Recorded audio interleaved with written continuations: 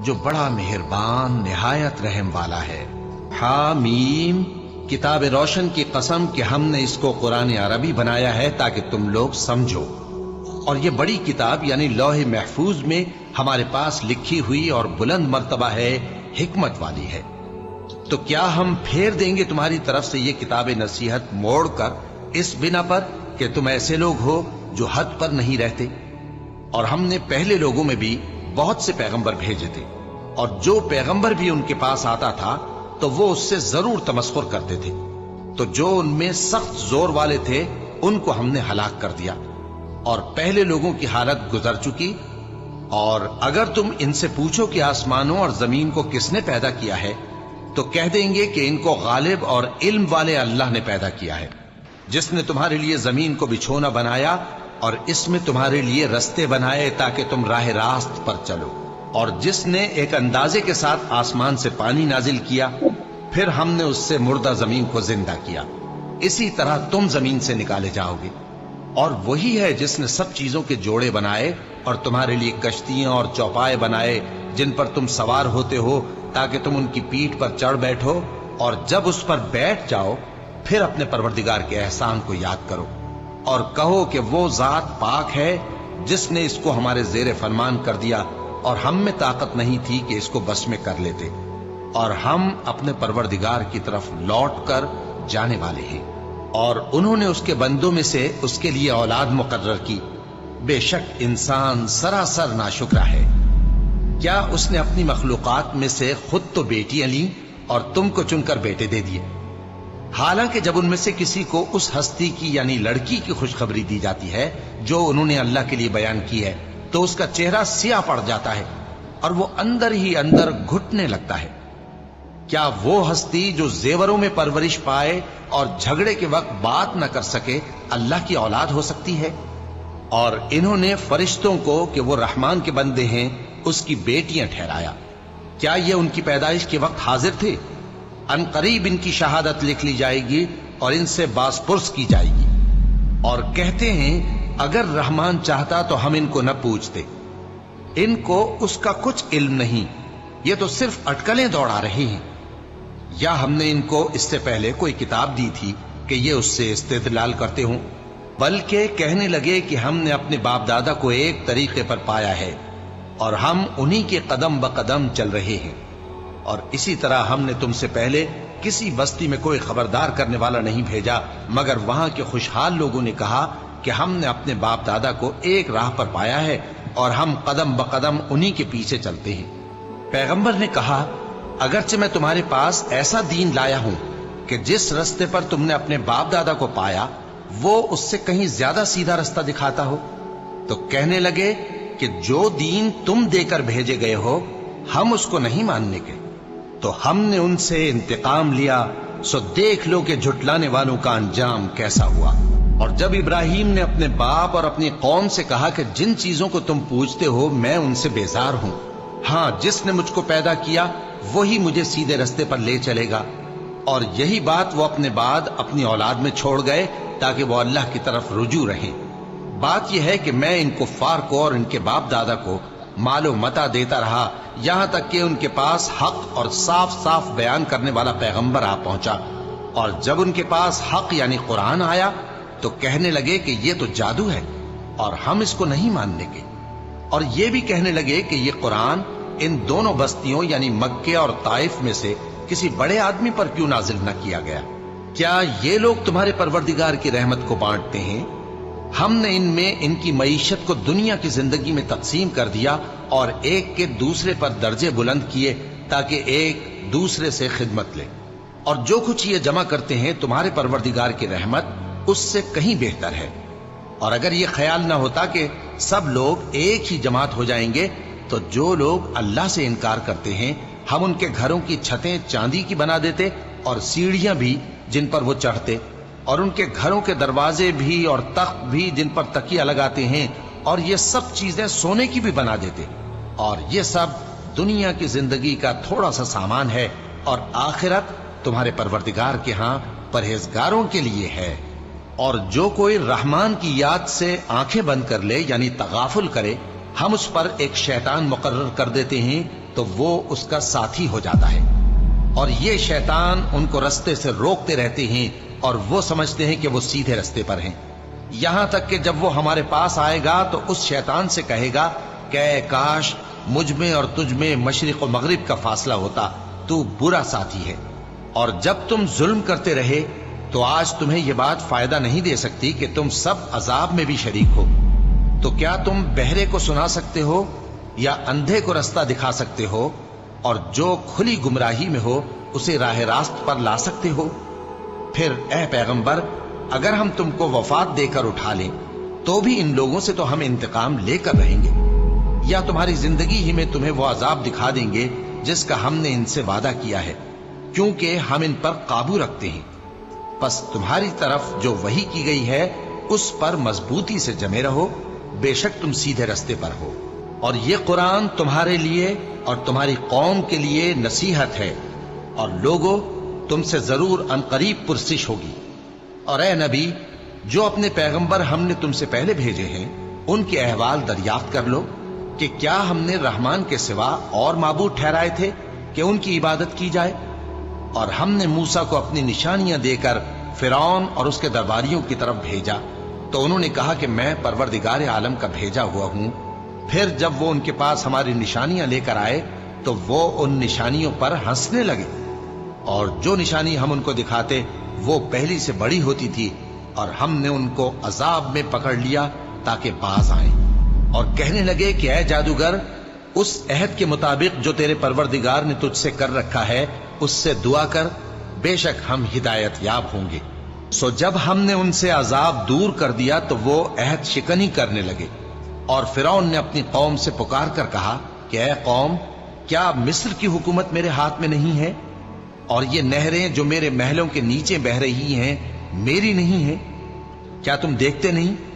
بے شک میں اس شخص سے جو کچھ عزت نہیں رکھتا اور صاف گفتگو بھی نہیں کر سکتا کہیں بہتر ہوں۔ تو اس پر سونے کے کنگن کیوں نہ اتارے گئے، یا یہ ہوتا کہ فرشتے جمع ہو کر اس کے ساتھ آتے؟ غرض اس نے اپنی قوم کو بے عقل کر دیا اور ان لوگوں نے اس کی بات مان لی، بے شک وہ نافرمان لوگ تھے۔ پھر جب انہوں نے ہم کو خفا کیا تو ہم نے ان سے انتقام لیا اور ان سب کو ڈبو کر چھوڑا، سو ان کو گئے گزرے کر دیا اور بعد میں آنے والوں کے لیے عبرت بنا دیا۔ اور جب مریم کے بیٹے عیسیٰ کا حال بیان کیا گیا تو تمہاری قوم کے لوگ اس سے چلا اٹھے اور کہنے لگے کہ بھلا ہمارے معبود اچھے ہیں یا وہ یعنی عیسیٰ؟ انہوں نے جو ان عیسیٰ کی مثال تم سے بیان کی ہے تو صرف جھگڑنے کو، حقیقت یہ ہے کہ یہ لوگ ہیں ہی جھگڑالو۔ وہ تو ہمارے ایسے بندے تھے جن پر ہم نے فضل کیا، اور بنی اسرائیل کے لیے ان کو اپنی قدرت کا نمونہ بنا دیا، اور اگر ہم چاہتے تو تم میں سے فرشتے بنا دیتے جو تمہاری جگہ زمین میں رہتے، اور وہ یعنی عیسیٰ قیامت کی نشانی ہے۔ تو کہہ دو کہ لوگوں اس میں شک نہ کرو اور میرے پیچھے چلو، یہی سیدھا رستہ ہے، اور کہیں شیطان تم کو اس سے روک نہ دے، وہ تو تمہارا علانیہ دشمن ہے۔ اور جب عیسیٰ نشانیاں لے کر آئے تو فرمایا کہ میں تمہارے پاس دانائی کی کتاب لے کر آیا ہوں، نیز اس لیے کہ بعض باتیں جن میں تم اختلاف کرتے ہو تم کو سمجھا دوں۔ سو اللہ سے ڈرو اور میرا کہا مانو، کچھ شک نہیں کہ اللہ ہی میرا اور تمہارا پروردگار ہے، بس اسی کی عبادت کرو، یہی سیدھا رستہ ہے۔ پھر کتنے فرقے ان میں سے الگ الگ ہو گئے، سو جو لوگ ظالم ہیں ان کے لیے درد دینے والے دن کے عذاب سے خرابی ہے۔ یہ صرف اس بات کے منتظر ہیں کہ قیامت ان پر ناگہاں آ موجود ہو اور ان کو خبر تک نہ ہو۔ جو آپس میں دوست ہیں اس روز ایک دوسرے کے دشمن ہوں گے، مگر پرہیزگار کہ وہ باہم دوست ہی رہیں گے۔ میرے بندو، آج تمہیں نہ کچھ خوف ہے اور نہ تم غمناک ہوگے۔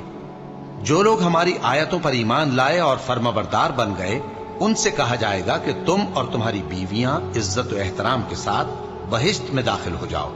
ان پر سونے کی تشتریوں اور پیالوں کا دور چلے گا، اور وہاں جو جی چاہے اور جو آنکھوں کو اچھا لگے موجود ہوگا۔ اور اے اہل جنت، تم اس میں ہمیشہ رہو گے، اور یہ جنت جس کے تم مالک بنا دیے گئے ہو تمہارے اعمال کا صلہ ہے۔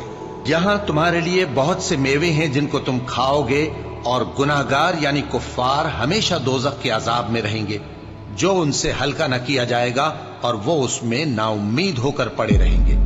और हमने उन पर जुल्म नहीं किया बल्कि वही अपने आप पर जुल्म करते थे। और वो पुकारेंगे कि ऐ मालिक, ऐ दोजख के निगरां, तुम्हारा परवरदिगार हमें मौत ही दे दे। वो कहेगा कि तुम हमेशा इसी हालत में रहोगे।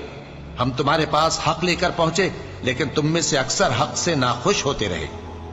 क्या उन्होंने कोई बात ठहरा रखी है तो हम भी कुछ ठहराने वाले हैं। क्या ये लोग ये ख्याल करते हैं कि हम इनकी पोशीदा बातों और सरगोशियों को सुनते नहीं? क्यों नहीं, सब सुनते हैं और हमारे फरिश्ते इनके पास इनकी सब बातें लिख लेते हैं। कह दो कि अगर रहमान के लिए औलाद हो तो मैं सबसे पहले उसकी इबादत करने वाला हूं। ये जो कुछ बयान करते हैं आसमानों और जमीन का मालिक जो अर्श का भी मालिक है उससे पाक है।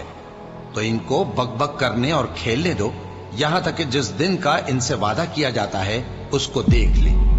और वही आसमानों में भी माबूद है और वही जमीन में भी माबूद है और वो हिकमत वाला है, इल्म वाला है। और वो बहुत बाबरकत है जिसके लिए आसमानों और जमीन और जो कुछ इन दोनों में है सबकी हुकूमत है। और उसी को क़यामत का इल्म है और उसी की तरफ तुम लौट कर जाओगे।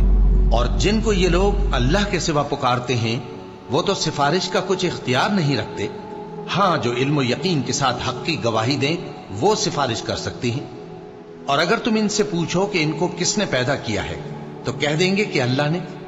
तो फिर ये कहां बह के फिरते हैं।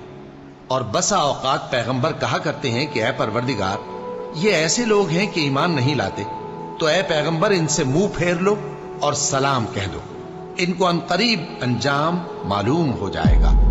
शुरू अल्लाह का नाम लेकर जो बड़ा मेहरबान निहायत रहम वाला है।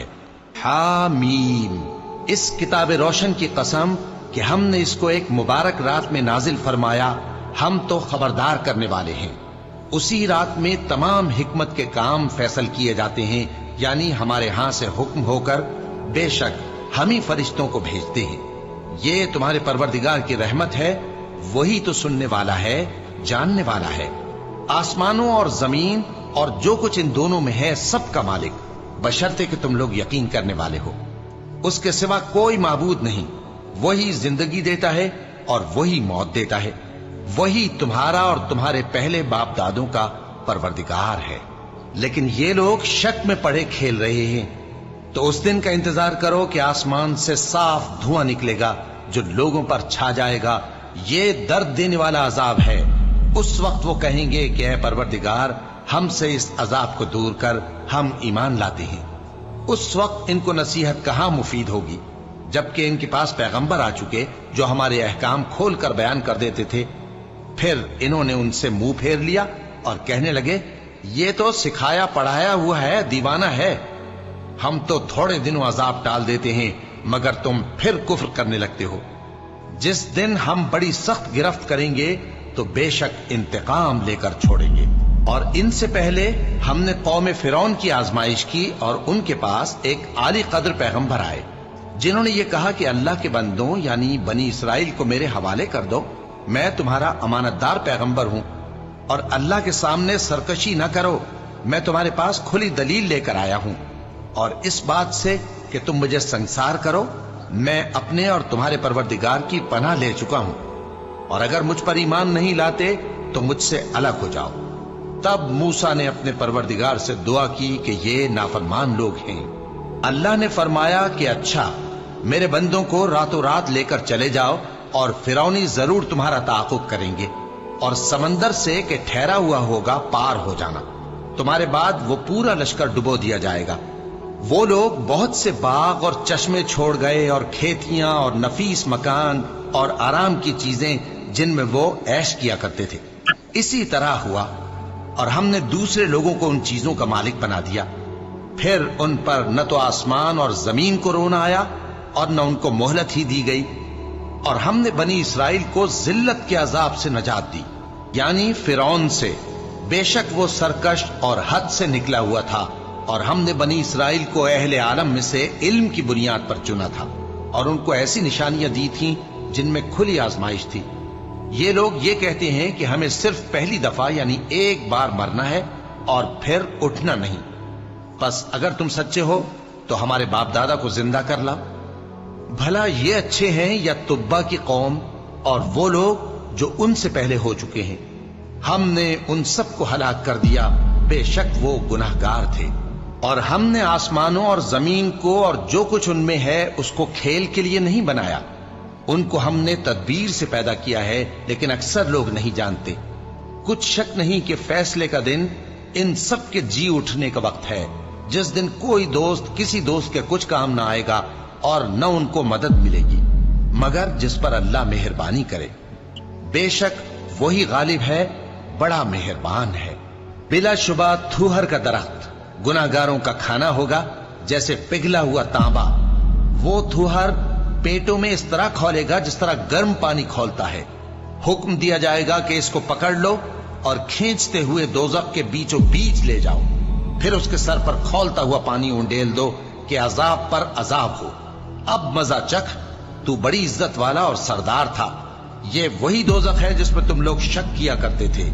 بے شک پرہیزگار لوگ چین کے مقام میں ہوں گے، یعنی باغوں اور چشموں میں باریک اور دبیز ریشم کا لباس پہن کر ایک دوسرے کے سامنے بیٹھے ہوں گے. وہاں اس طرح کا حال ہوگا. اور ہم بڑی بڑی آنکھوں والی حوروں کو ان کی بیویاں بنا دیں گے. وہاں امن و اطمینان سے ہر قسم کے میوے منگائیں گے اور کھائیں گے. اور پہلی دفعہ کے مرنے کے علاوہ موت کا مزہ پھر نہیں چکھیں گے. اور اللہ ان کو دوزخ کے عذاب سے بچا لے گا. یہ تمہارے پروردگار کا فضل ہے، یہی تو بڑی کامیابی ہے. ہم نے اس قرآن کو تمہاری زبان میں آسان کر دیا ہے تاکہ یہ لوگ نصیحت حاصل کریں. بس تم بھی انتظار کرو، یہ بھی انتظار کر رہے ہیں. شروع اللہ کا نام